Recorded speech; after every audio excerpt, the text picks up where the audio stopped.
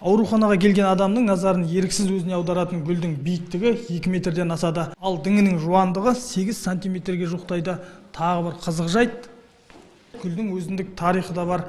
Оны осыдан 35 жыл бұрын осында емделуге келген бір науқас дәрігерлерге сыйға тартыпты. Осылайша ақ халаттылардың арқасында ауруынан құлан таза айыққан жанның ауруханаға сыйлаған гүлі 1982 жылдан бері өсіріліп келеді. Көпшілік арасында өсімдіктің бұл түрі жабайы раушан гүлі деп аталады. Гүлдердің патшайымы саналған раушанды соңғы 10 жылда шаруашылық меңгерушісі Нұржамал Берканова күтіп баптап келеді. Аптасына бір рет суарып, түбін қопсытады. Қажет кезде топырағын ауыстыруға да уақытын арнайды. 2006 жылы шаруа иесі болып қызметім өзгерді. Содан бері осы роза гүлімен айналсам, күндегі қарайым. Аптасына бір рет, 3 күнде бір рет, осы бүйтіп топырағының кепкеніне қарай суғарам. Енді күтім шыбындамасын деп марганцовка құямыз, витаминдер құямыз. Жылына бір мүмкіндік болса 2 рет, болмаса 1 рет топырағын ауыстырамыз. Сосын топырағы отырғанына қарай үстіне үстемелеп топырақ салып тұрамыз.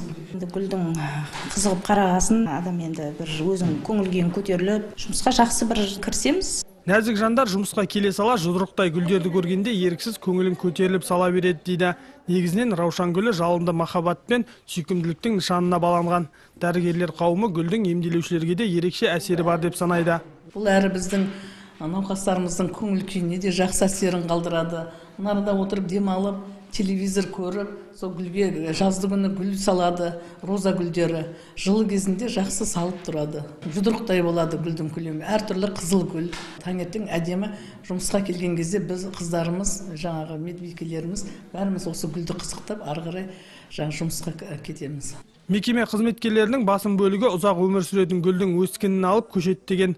Көз алдарында ұзақ жылдардан бері жайқалып келе жатқан ғажайып гүлдің жылуы шаңырағымызда да сезілсе деген сеніммен әрине. Асқар Тәжиев, Нұржан Мұзарапшин, Төрехан Қожахметов, Қазақстан Қызылорда телеарнасы, Шиелі ауданынан.